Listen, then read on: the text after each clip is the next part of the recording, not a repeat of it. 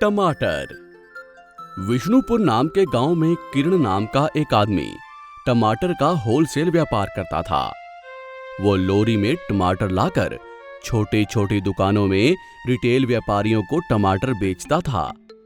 एक दिन उसके पास किशोर नाम का लड़का आता है। भाई, टमाटर बेचोगे क्या? बेचूंगा, पर ये होलसेल दुकान है, यहाँ बहुत ज्यादा टमाटर हो तो ही बेचेंगे, वरना नहीं। मुझे पाव केजी टमाटर चाहिए, दोगे क्या? मैं पाव केजी नहीं दूंगा, मिनिमम 10 केजी खरीदने पड़ेंगे। ठीक है, तुम्हारे पास टोमेटो सूप मिलेगा क्या? यहाँ ऐसी कोई चीज नहीं मिलेगी, जाओ भाई जाओ। क्यों? बचे हुए टमाटर से टमाटर सूप बनाकर क्यों नहीं बेचते हो तुम? आपका व्यापार और बढ़ेगा ना, टमाटर का अचार बनाकर बेचो। मैंने अभी इन सब के बारे में सोचा नहीं है, अब तुमने कहा है तो मैं सोच लूंगा। ठीक है, अब जाओ यहाँ से। मैंने तुम्हें इतना अच्छा सुझाव दिया है, इसके लिए मुझे 1 किलो टमाटर तो मुफ्त में दे ही सकते हो ना? मैं तुम्हारी बकबक नहीं सुन सकता। ये लो पाव किलो टमाटर, और कभी मुझे दिखाई मत देना। जाओ भाई जाओ यहाँ से। सुबह सुबह पता नहीं कहाँ से चले आते हैं। तुम अपने मुफ्त के सुझाव अपने पास रखो, मुझे मत सुनाओ। ये कहकर उसे टमाटर देकर किरण सोच में पड़ता है। इतने में वहाँ एक हरी नाम का नटखट लड़का आता है। अंकल, मुझे 1 किलो टमाटर चाहिए, दीजिए। 1 किलो के 30 रुपए हैं बेटा। ठीक है, दे दूंगा, पहले आप मुझे 1 किलो टमाटर तो दीजिए। ठीक है, ये लो। ठीक है अंकल, टमाटर तो बहुत अच्छे हैं। ओके अंकल, मैं चलता हूँ। हेलो हेलो, सुनो, तुमने मुझे पैसे नहीं दिए हैं। हेलो, आप क्या बात कर रहे हो? आपके टमाटर देने से पहले ही मैंने आपको पैसे दे दिए। आप हो कि मुझसे वापस पैसे मांग रहे हो? मेरा नाम हरि है, मैं सच्चा हरिश्चंद्र हूँ। मुझे आप कह रहे हो कि मैंने आपके पैसे नहीं दिए? अरे भाई, सच में तुमने मुझे पैसे नहीं दिए। अगर दिए होते तो मैं तुमसे दोबारा क्यों मांगता? अब भला 30 रुपए के लिए मैं झूठ क्यों बोलूंगा? तुम मेरे पैसे मुझे दो, वरना अच्छा नहीं होगा। अच्छा नहीं होगा? क्या मतलब, मारोगे क्या? मेरे टमाटर यहीं रखकर चलते बनो। तुम्हारे सड़े टमाटर किसे चाहिए? ये लो। ये कहकर हरी अनजान बनके वहां से चला जाता है। किरण को रोज ऐसे कस्टमर से सर दर्द रहता था, लेकिन किशोर की बातें उसे अच्छी लगती हैं और वो टोमेटो सूप, जूस, पिकल बनाने के बारे में सोचता है। एक दिन टमाटर का लोड उतारकर खाली लोरी लेकर जंगल के मार्ग से जा रहा था कि उसे एक बहुत बड़ा टमाटर दिखता है। वो विशाल टमाटर लोरी में लोड करने के जितना बड़ा था, वो उस टमाटर को लोरी में लोड करता है और उस टमाटर से tomato soup, tomato pickle, tomato juice बनाना चाहता था। उस विशाल टमाटर को गांव वाले आश्चर्यचकित होकर देखते हैं। इतने बड़े विशाल टमाटर से सारी चीजें बनाकर अपने व्यापार को बढ़ाता है और एक बड़ी सी कंपनी भी खोलता है। आपको हमारी ये कहानी कैसी लगी, हमें कमेंट बॉक्स में जरूर बताएं। और यदि आप ऐसी ही और भी कहानियां सुनना चाहते हैं तो हमारे चैनल को सब्सक्राइब करना ना भूलें। शुक्रिया। एक गांव में कैलाश नाम का आदमी फूड ट्रक चलाता था। वो अपने आप को बहुत चालाक समझता था, साफ सफाई का बिल्कुल भी ख्याल नहीं रखता था। एक दिन कबीर नाम का आदमी ट्रक के पास आता है। हे भाई, एक चाय देना, गर्मा गर्म होनी चाहिए। ये लीजिए चाय। क्यों भाई, इसमें तो मक्खी पड़ी है। आपके दिए हुए पैसों से मक्खी नहीं तो क्या हाथी पड़ेगा? ये कहते हुए कैलाश पास ही के टेबल पर बैठे जगदीश के पास जाता है। 1 प्लेट इडली लाओ। कैलाश इडली लाकर देता है। क्यों भाई, इडली इतनी छोटी क्यों है? अरे भैया, इडली छोटी नहीं है, प्लेट बड़ी हो गई है। इतने में कबीर वहां आता है। क्यों भाई, गर्मा गर्म क्या है, लेकर आओ। ये सुनकर कैलाश चूल्हे में जल रहा गर्मा गर्म कोयला लाकर उसके सामने रखता है। ये क्या भाई, गर्मा गर्म खाने के लिए लाने को कहा था, तुम ये अंगार क्यों ले आए हो? आपने ये अंगार ही तो पूछा था। अरे बाप रे, तुम तो कुछ टेढ़े लगते हो। ठीक है, एक काम करो, एक प्लेट डोसा लाओ। प्याज को अच्छे से बारीक काट कर हरी मिर्च और घी डालकर लाना। डोसा एकदम से सोने के रंग में चमकना चाहिए। ये सुनकर कैलाश वहां से डोसा कहकर चिल्लाता है। डोसा। अरे वो जो मैंने कहा था, क्या वो सब बेकार है? वो भी तो बोलो ना। इतने में वहां साबिर नाम का आदमी आता है। अरे भाई कैलाश, जो कल मैंने यहाँ से उपमा खाया था बहुत मजेदार था। एक काम करो, एक उपमा और लेकर आओ। जी ठीक है, लाता हूँ। कैलाश उपमा लाकर देता है। ये क्या, ये तो कल का लगता है। हाँ, आपने ही तो पूछा था, इसलिए मैं कल का उपमा ले आया।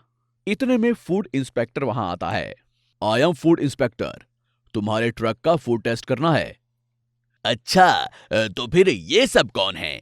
मेरे पास आए दिन 3-4 फूड इंस्पेक्टर आते रहते हैं और वहां सब बर्तन मांज रहे हैं। उस फूड इंस्पेक्टर को बहुत गुस्सा आता है। मुझे एक प्लेट इडली चपाती और बिरयानी पार्सल करो। इन सब का क्या करोगे? कहीं जाकर बेचोगे क्या? इन सबको लैब में ले जाकर टेस्ट करना है। अरे, ये एक नया बहाना है। मैं 1 रुपए का भी डिस्काउंट नहीं दूंगा। डिस्काउंट कौन देगा ये पता चल जाएगा। पहले तुम ये सब पार्सल करो। ये लीजिए। फूड इंस्पेक्टर को पार्सल देता है।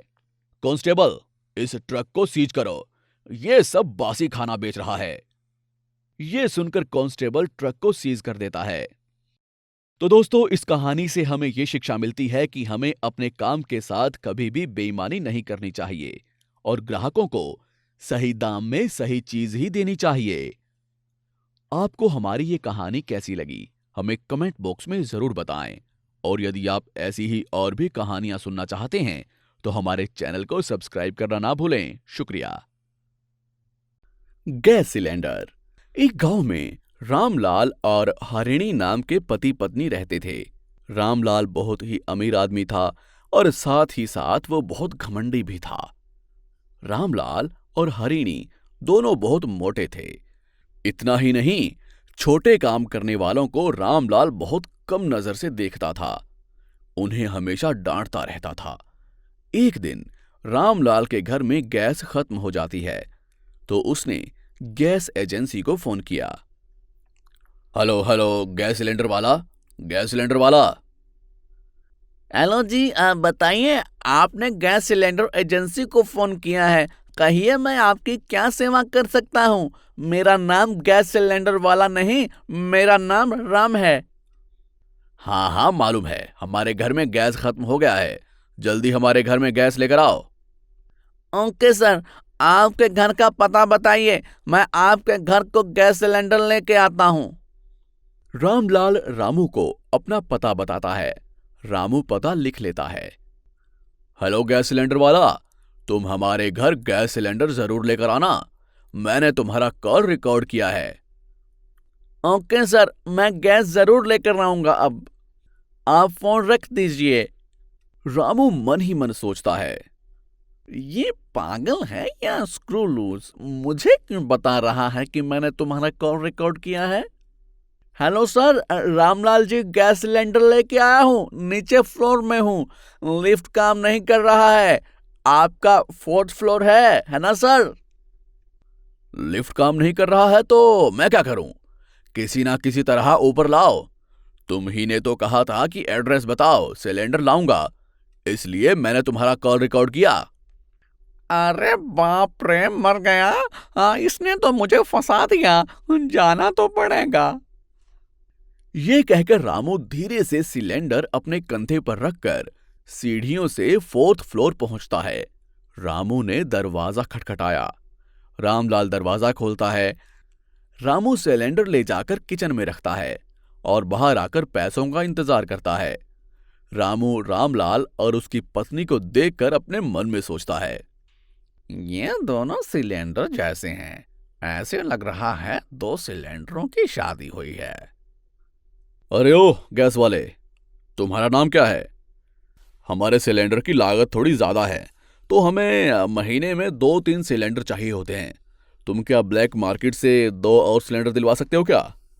सर, मुझे एक संदेह है, क्या आप होटल चलाते हो?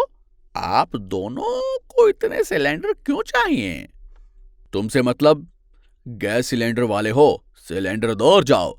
हमें सिलेंडर की जरूरत है, ला के दे सकते हो क्या? गुस्सा मत कीजिए सर, मैंने तो बस ऐसे ही पूछ लिया। रामू मन में सोचता है। देखने में दोनों सिलेंडर जैसे हैं, इतना भर भर के खाएंगे तो 3 सिलेंडर क्या, जितने भी हों कम पड़ेंगे। जल्दी जाओ और अपना काम करो। सर मैंने इतनी मेहनत की है, मुझे 100 रुपए दीजिए और 4 फ्लोर चढ़ के आया हूँ। मैं क्यों दूं भला, ये तुम्हारा काम है। तुम ही ने तो कहा था एड्रेस बताओ, सिलेंडर लेकर आऊंगा। तुम्हारा कॉल रिकॉर्ड है मेरे पास, जाओ यहां से। ठीक है साहब, चलता हूँ। तब से ठीक 15 दिनों में रामलाल का सिलेंडर खत्म हो जाता है और वो राम को फोन करता है। सर सिलेंडर तो लेकर आऊंगा, आपका बर्थ 4th फ्लोर पे है, सीढ़ियां चढ़कर आना पड़ेगा तो 200 रुपए ज्यादा लूंगा। हाँ भाई, तुम्हें पैसे दे दूंगा, पहले जल्दी से सिलेंडर लेकर आओ। राम सिलेंडर लेकर रामलाल के घर जाता है और रामलाल से कहता है, सर हम मेहनत मजदूरी करने वाले लोग हैं, हम लोगों को कम नजर से मत देखिए, क्योंकि हम जैसे लोग ना हो तो आप जैसे लोग किसी काम के नहीं। इंसानों को इंसानों की तरह देखिए, चलता हूँ।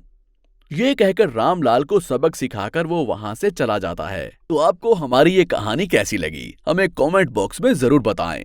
और यदि आप भी ऐसी ही और भी कहानियां सुनना चाहते हैं तो हमारे इस चैनल को सब्सक्राइब जरूर करें। शुक्रिया।